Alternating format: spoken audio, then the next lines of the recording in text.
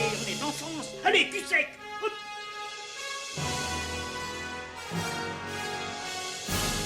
Personne ne veut le croire et pourtant c'est vrai, ils existent, ils sont là, Tarnatata.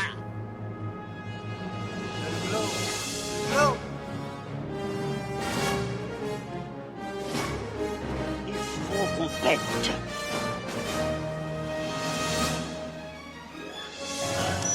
Voyons, le circuit branché, convecteur temporel temporisé. Bonjour, bienvenue sur Histoire d'en dire plus. Aujourd'hui, on parle d'un film de mon enfance, sorti en 1989.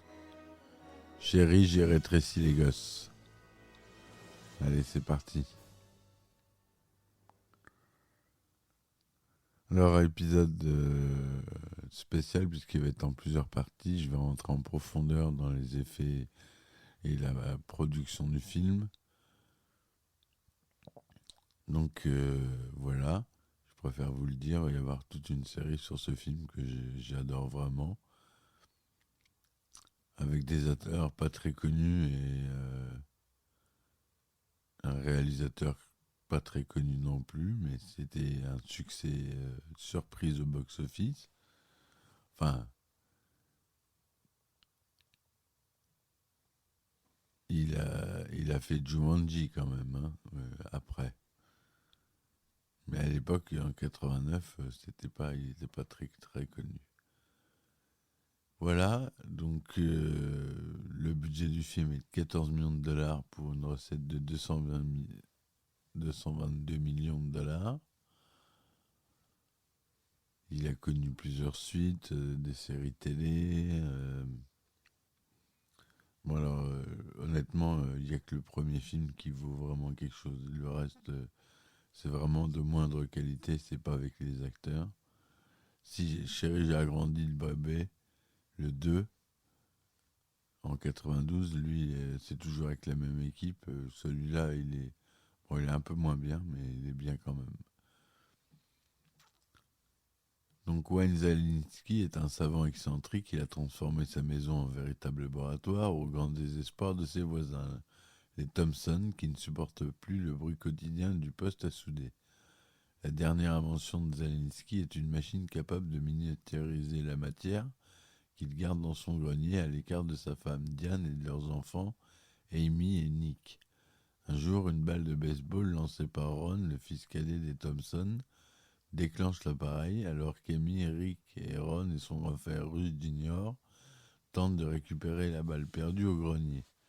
La machine les réduit à la taille d'une tête d'épingle, mis à la poubelle par Szalinski qui pense que son invention ne fonctionnera jamais. Les 4 minuscules enfants se retrouvent alors dans le jardin qui prend des allures de jungle impénétrable et menaçante. Voilà ce qui est pour le petit synopsis rapide. Donc à la réalisation, on a Joe Johnston, au scénario Edna, Tom Schumann, d'après une histoire imaginée par Stuart Gordon et Brian Yuzna et Edna. Après avoir fait rougir le cinéma d'horreur en lui injectant des doses massives de gore avec Reanimator et From Beyond, le réalisateur Stuart Gordon et le producteur Brian Yuzna se sont dit un beau jour qu'il serait temps de passer à autre chose. Fidèles à leur obsession, ils ont transporté leur thème favori, les déboires d'un savant fou, dans un décor bien plus serein que leur morgue et leur bloc opératoire auquel ils nous avaient habitués. Fini le sang, adieu l'horreur, ciao l'interdiction moins de 18 ans. Leur projet se situera dans une bourgade américaine, tout ce qui est de plus tranquille, et les héros seront des enfants ordinaires, embarqués dans des aventures hors du commun. Ils n'y rencontreront ni cadavres décapités en goguette, ni créatures surnaturelles assoiffées de sang, mais des fourmis, des scorpions et des abeilles bien de chez nous. Jusque-là, rien de particulier. Mais quand on saura que la taille des gamins ne dépassera pas 5 mm et que leurs charmantes bestioles prendront du coup les dimensions titanesques, on dressera davantage l'oreille. La cause de ce chamboulement, Une invention saugrenue concoctée par un papa en pleine fièvre créatrice. Un canon à rétrécir, ni plus ni moins. Perdu dans la pelouse, juste derrière le pavillon familial, les adolescents devront rebousser chemin jusqu'au portail, avec l'espoir d'être rendus à leur taille normale. La suite des événements ne manque pas de piquant. Les maîtres du gore promènent leur scénario un peu partout, et qui leur ouvre grand les bras, Disney. Le fer de lance incontesté du divertissement familial désigne un producteur pour prendre en charge le film et la machine est lancée. L'homme en question, Thomas J. Smith, avait été à la présidence, directeur général d'Industrial Light and Magic, ni plus ni moins, et sous sa présidence, la célèbre compagnie d'effets spéciaux de George Lucas avait effectué un parcours sans faute, jalonné d'Oscars et de triomphes commerciaux. La guerre des étoiles, Star Trek, les 3 Indiana Jones, Poltergeist, E.T. Mais après 8 ans et de bons et loyaux services, le démon de Mindy lui intima alors de voir ailleurs. Il devint donc producteur indépendant. Repéré par Disney, il fit ses premières armes sur la post-production du délirant court-métrage en relief Captain EO, une des attractions les plus populaires de Disney World, et qui a été transposée à Disneyland en France. Une des attractions les plus populaires grâce à son expérience dans le domaine des effets spéciaux. Il était donc le candidat idéal pour superviser ce qui allait devenir Chérie, j'ai rétréci les gosses. Captain EO, c'est avec Michael Jackson, hein, je vous le dis. C'est une attraction avec Michael Jackson. On nous a confié une enveloppe d'environ 20 000 $ pour juger de notre capacité à monter un film truffé d'effets spéciaux avec un budget limité, se souvient Smith. La nature même du projet exigeait un grand nombre de trucages et nous devions les réaliser de façon les plus économique possible. Sinon, le film ne verrait jamais le jour. On engagea donc Illusion Art, une petite compagnie dirigée par Bill Taylor et Sid Dutton, pour réaliser 4 séquences d'effets spéciaux en guise d'examen de passage. 3 d'entre elles demandaient l'emploi d'écrans bleus pour miniaturiser les enfants et les intégrer à un décor gigantesque. Quant à la 4e, elle devait montrer une jeune fille à cheval sur le dos d'une fourmi, mélange de prise de vue réelle et de marionnettes animées image par image. Une fois terminés, les tests furent expédiés à Disney, où ils reçurent les félicitations du jury. Nos 4 scènes avaient convaincu les plus sceptiques qu'on pouvait réaliser des trucages très spectaculaires avec un tout petit budget. Malgré notre enthousiasme, l'avenir du film nous préoccupait toujours. À l'époque, ce budget était si dérisoire que nous demandions s'il résisterait aux contraintes d'un long métrage.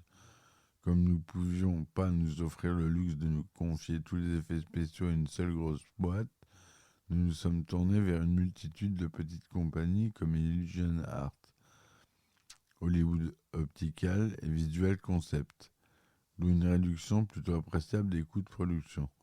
Cela me donnait en plus un contrôle sur le film que je n'aurais jamais obtenu autrement.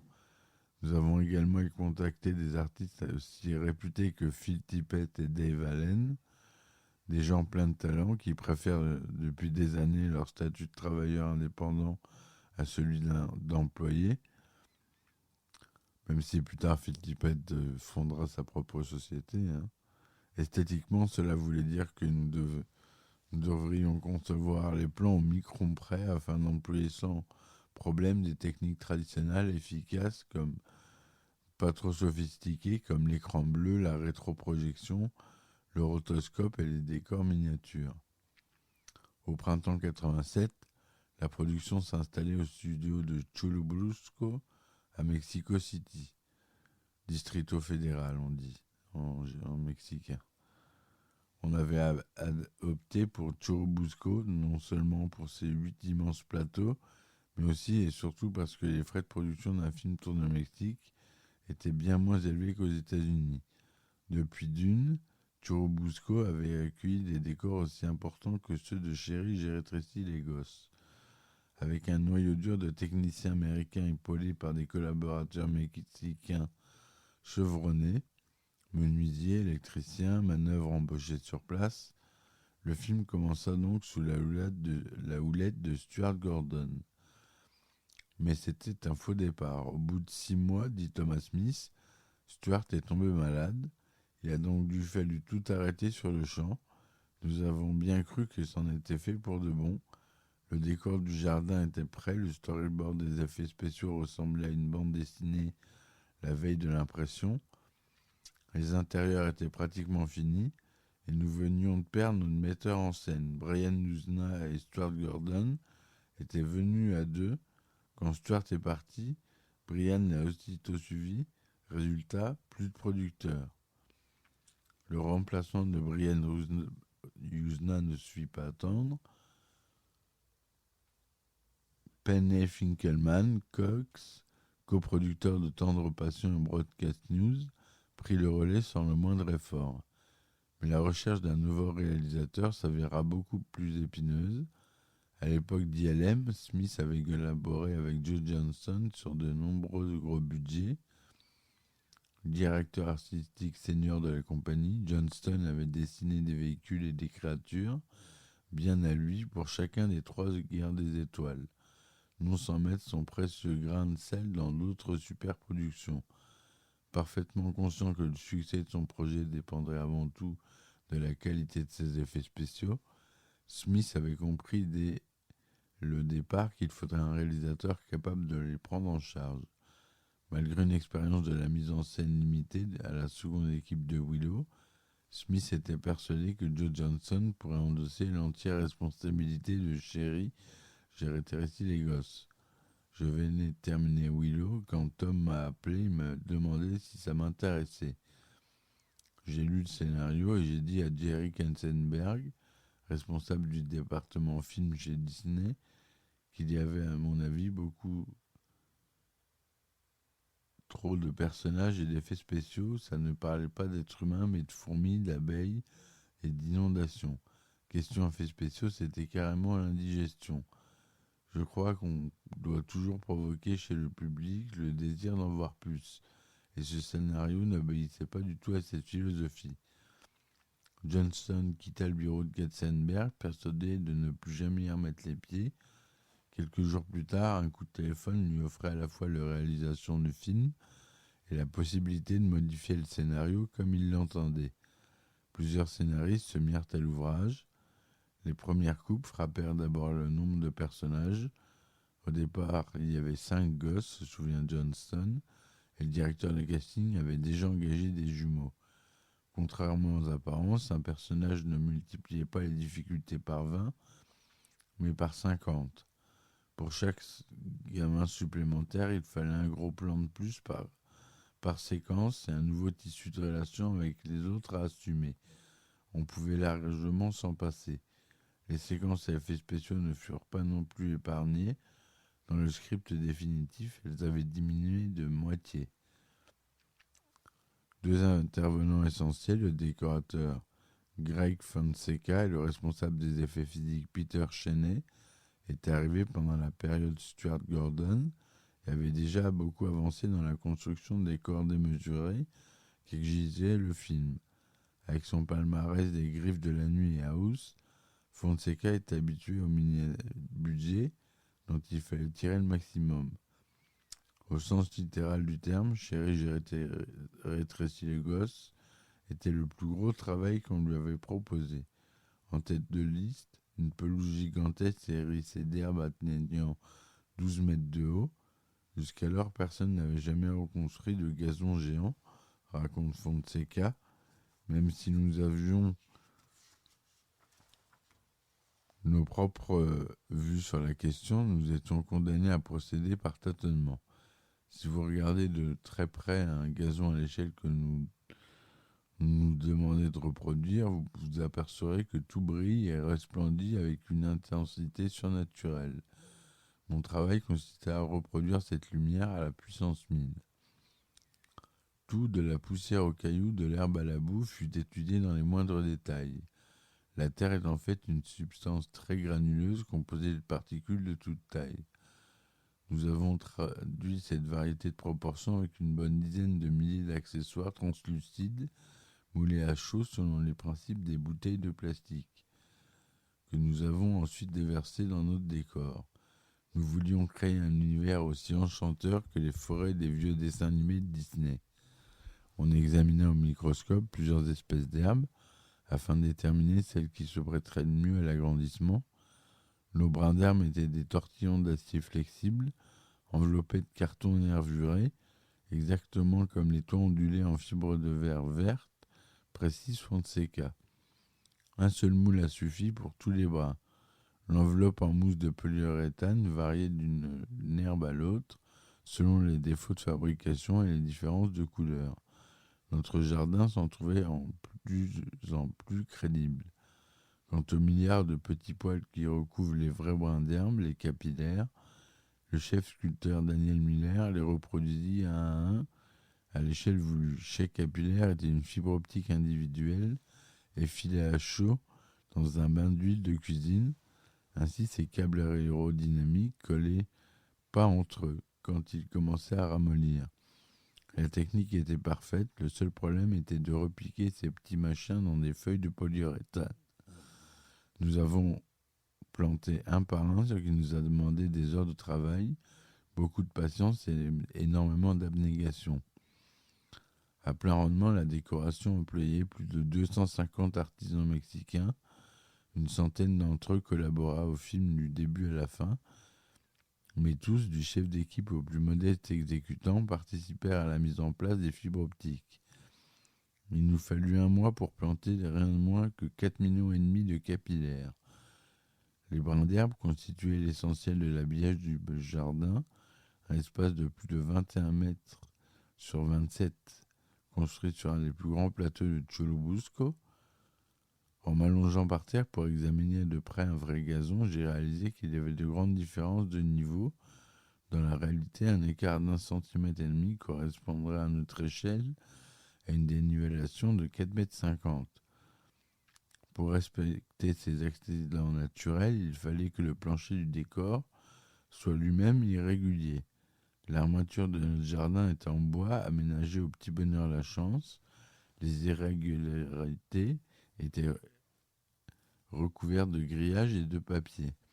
Ensuite, nous avons recouvert le tout de ciment afin que le bateau puisse supporter une circulation intensive pendant toute la durée du tournage.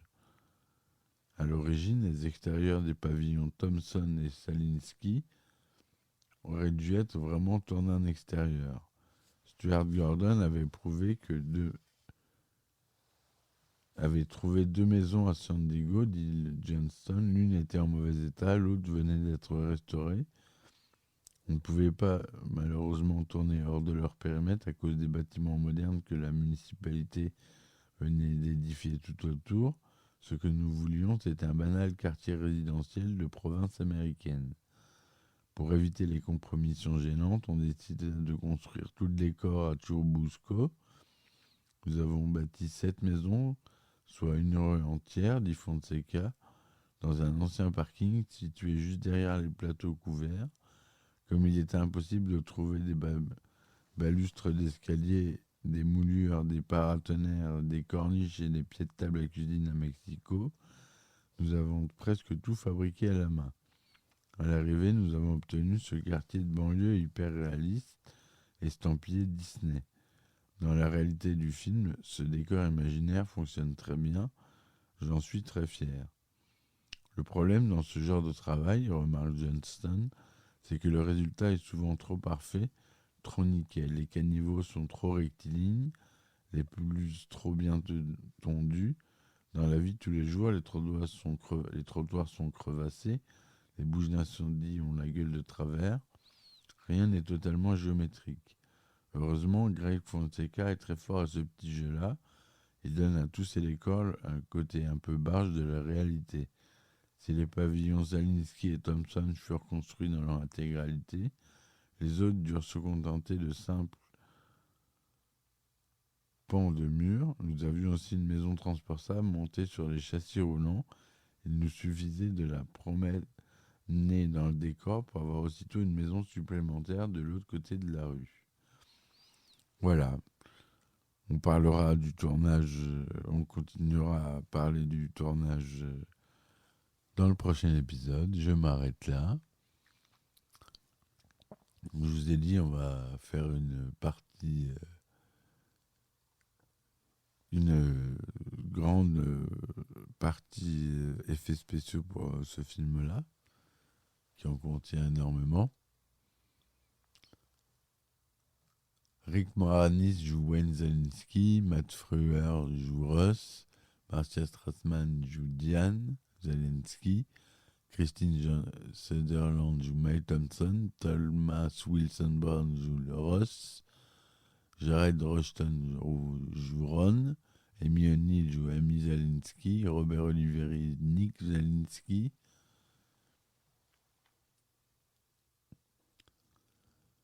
Voilà.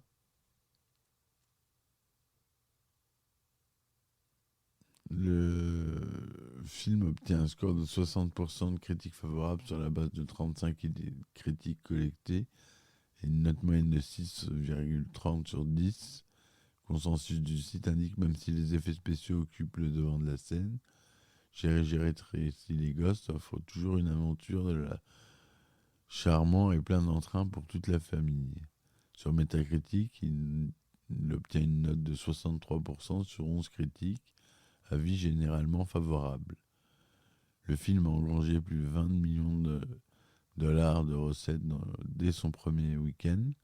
Il totalisera 130 724 000 dollars sur le sol américain, cinquième plus gros office de l'année 1989, et 222 millions de dollars dans le monde, pour un budget d'environ 18 millions.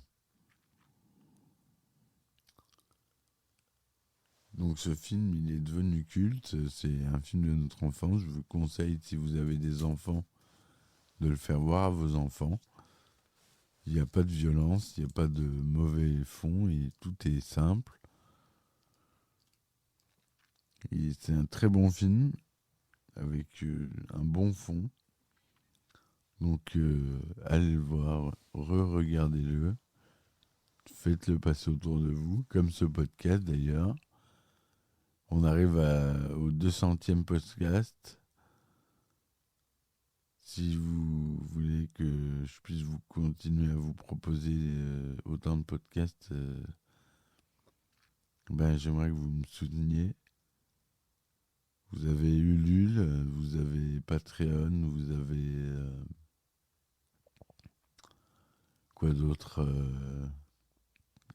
Tipeee aussi, pour me supporter. Ça aide à payer les serveurs de podcast et le matériel. Mine de rien, ça coûte cher. Voilà, j'espère que mes chroniques sur les effets spéciaux vous plaisent. Merci à Wikipédia et Cinefx pour leurs références. Je vous dis à très vite pour de nouveaux épisodes et à bientôt. Ciao, ciao. Histoire d'en dire plus.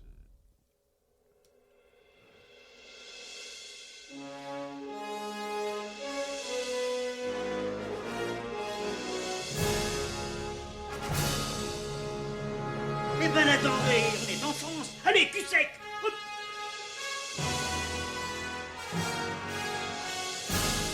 Personne ne veut le croire et pourtant c'est vrai, ils existent, ils sont là dans la data.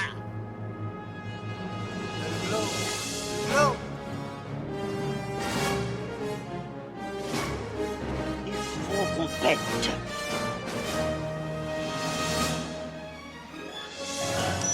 Voyons, circuit branché, correcteur temporel temporisé,